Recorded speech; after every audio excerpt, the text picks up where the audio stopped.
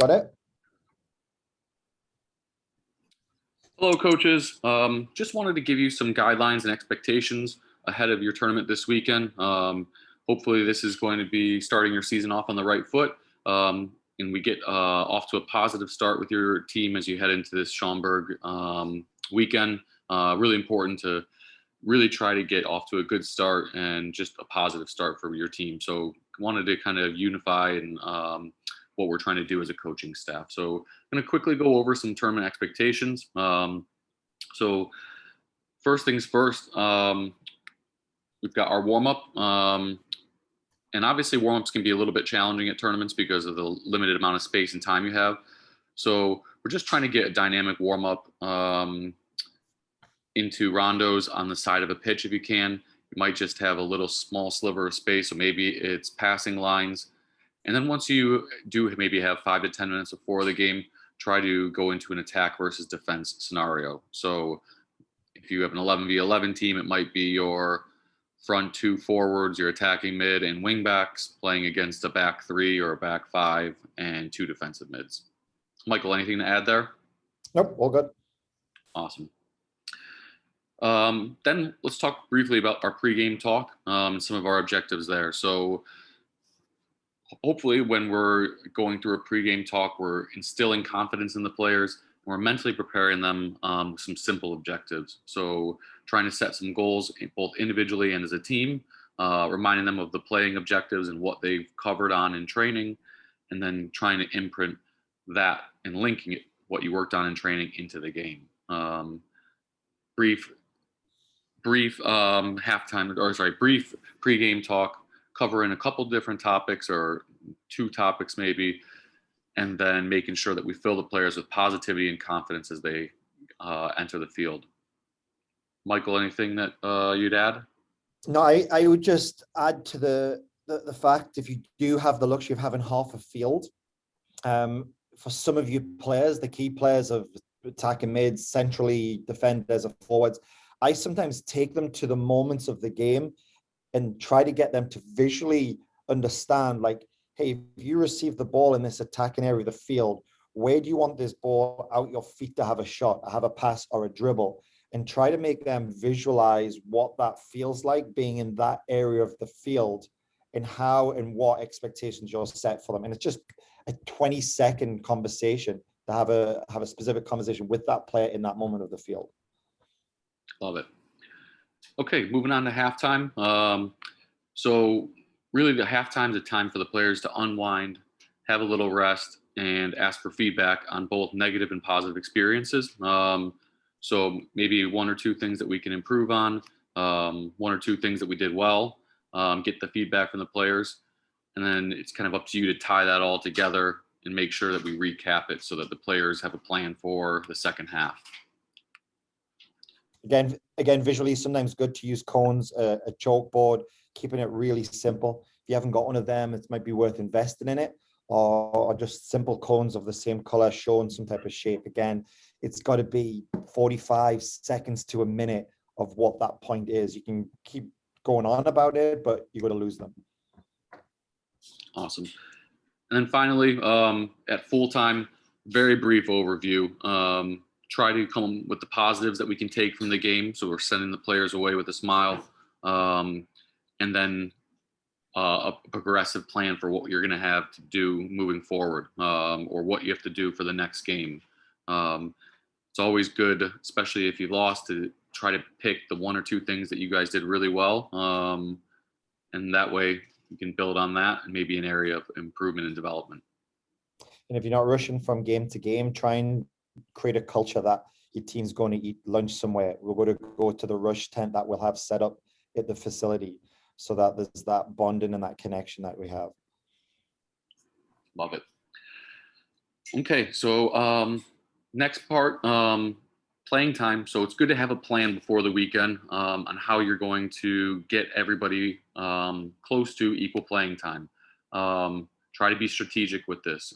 Do some research on your opponent and your opponents before the weekend, so that you know which teams are going to be the stronger teams and which teams are going to be maybe a little bit weaker. Look at the IWSL, YSSL website to figure out what division they're in. All right. So if it's a weaker team than you, maybe that's a game that you're getting some of your weaker players 75% of playing time, so that in another match against a stronger opponent, they only maybe are getting 40%. Michael, anything to add there? All good. Yeah, it's good.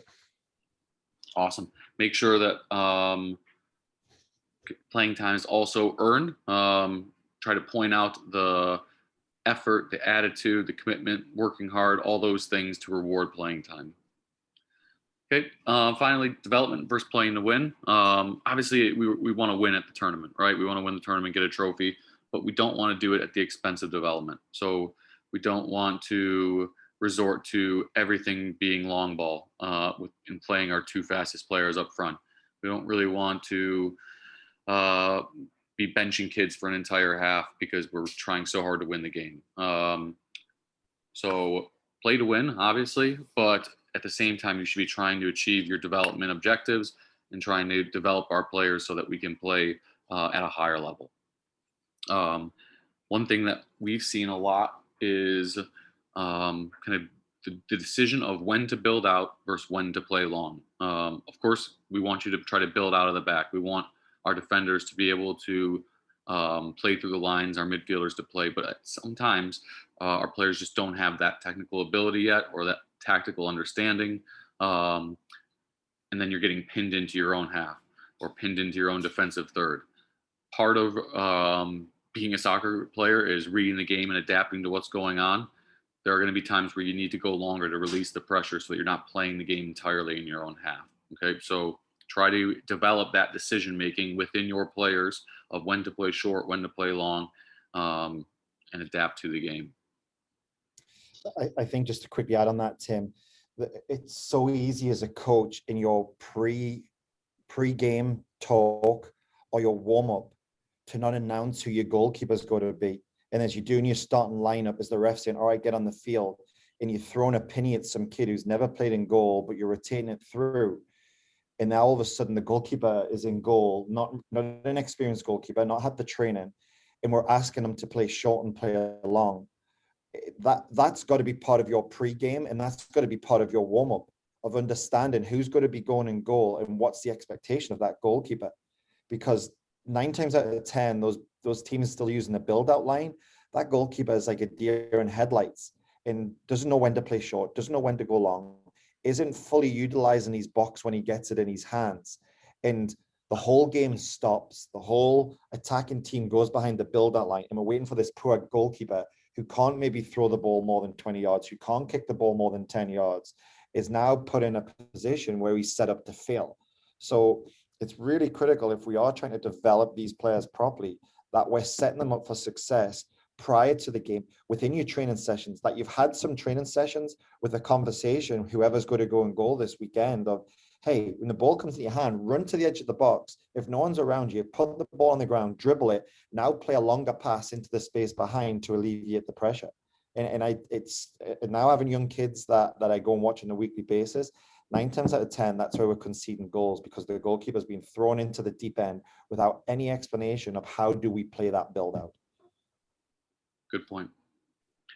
Okay, last point. So formation. The rush way is, or rush, I wouldn't even say the rush way. Let me rephrase that. The recommended rush formation is 3-5-2. So that's something that we want all of our teams to be exposed to at some point. Hopefully you've got a set formation and maybe, or a default formation and then maybe a backup formation. We know it's early in the season, so not a huge deal if you have not covered both. But that's something to plan on moving forward. If there's opportunities, maybe you're up big or you're even down big, and you have a chance to maybe change formation to a 3-5-2, give it a try, because it's something that our players need to be prepared to do and prepared to play in, especially if they're looking to move on to the regional select level and national select level. At 9v9, our 2 recommended formations are 3-2-3, and that can be a 3-4-1, whatever way you look at that. Probably 3-2-3 in possession, with the fullbacks pushing on, 1 attacking mid more, or 1 mid more attacking, 1 more defensive. and a 3-4-1 out of possession. And then, or a 2-4-2 is an excellent formation to graduate onto the 3-5-2. It gets the strike partnership going with two forwards playing centrally. It develops your center backs. It develops wing backs who will go up and down, provide width. And then obviously you have two holding mids in that formation. Finally, our 7v7 formation, 3-2-1, excellent for developing fullbacks, two center midfielders, one more defensive, one more attacking, or 2-3-1, which provides plenty of width and is great if you've got a couple of dribble players that are good on 1v1 situations and dribbling. Michael, what would you like to add there? Yeah, just as coaches, we've all been there, whether you're winning by a lot or losing by a lot. That's not your moment to shut down. It's the opposite. That's when your team needs you your most, right? Now, winning can be easy. You can be a little bit more laid back and you sit and talking to your players. No, use that, as Tim said, as an opportunity to continue to develop and learn. And then more so when you're losing. I've been in it this past week, 2 weekends ago, losing 8-0 at halftime.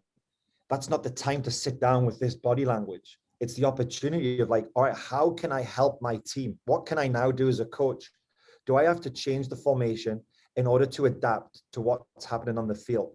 Not to shut down the tone in which you coach, your body language. A player sees you do this when another goal goes in, all right? Or you're throwing something, hopefully not, right? But that whole body language is really important. And that's the time to step up, right? Not to shut down. So just be really aware of that. There's nothing worse when I play against a coach and we're losing or winning 10-0 and they're not doing anything. It's not the time to do that. So Tim, we're at 11 and a half minutes. Do we want to show this quick halftime video? Yeah, so I will send you in this email a link to the halftime team talk. And then please review it. It was from Ibrahim's game with the 2012 boys last weekend in Crystal Lake.